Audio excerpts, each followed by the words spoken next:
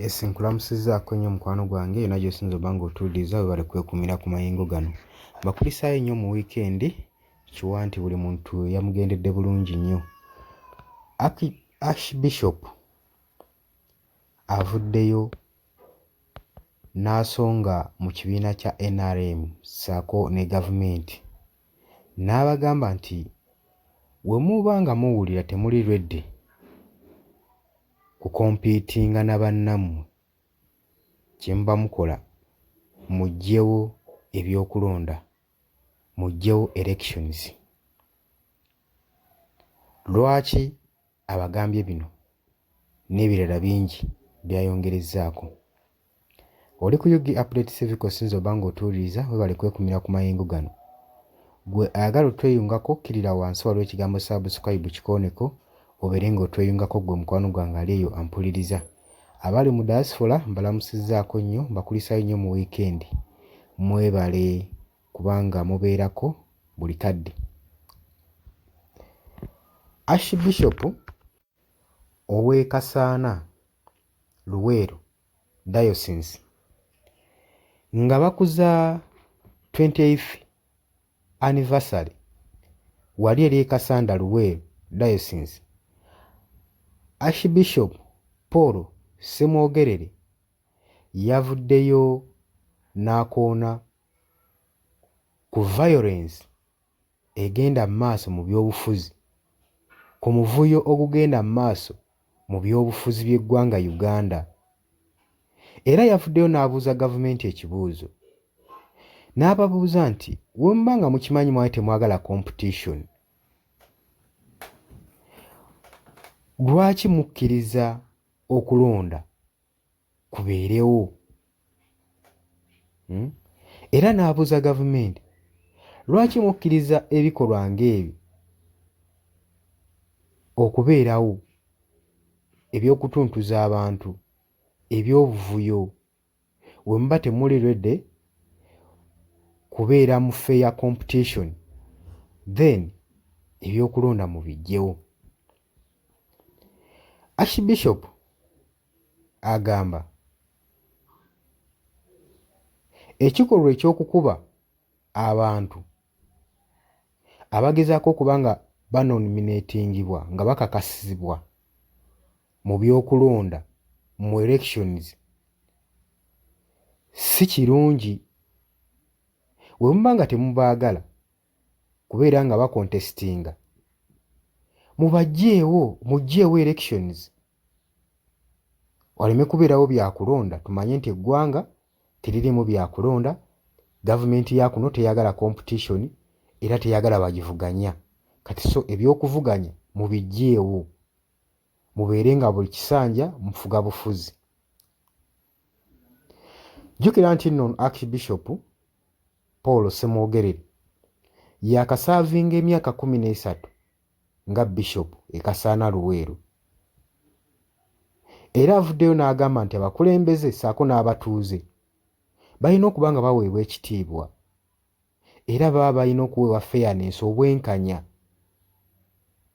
mu byokulonda. Jjukira nti nno Uganda tusemberedde omwaka 2026 ogw'akalulu.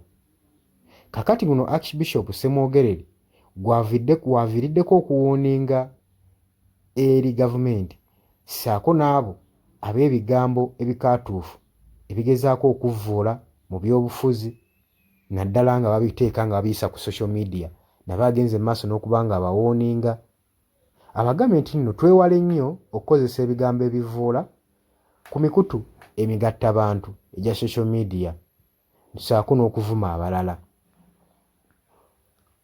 Era avuddeyo n'avumirira eryanyi eriyitiridde erikozesebwa n'ab'ebyokwerinda security agents, naddala akoonye nnyo ku nominations zino ezibadde e Kawempe North by elections.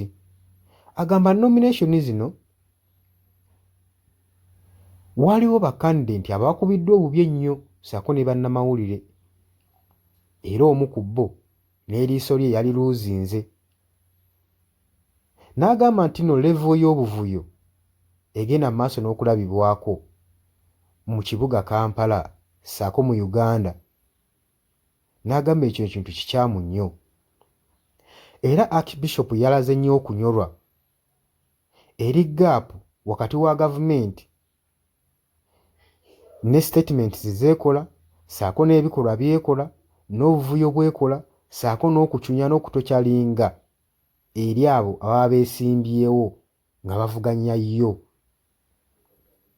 Agamba nti no pulezidenti emabegakaawo Mwami Yoweri Kaguta Museveni yali kkiriya kuva mu ntandikwa era n'avaayo n'ayita okukomekkereza ebikolwa nga bino eby'obuvuyo mu by'okulonda.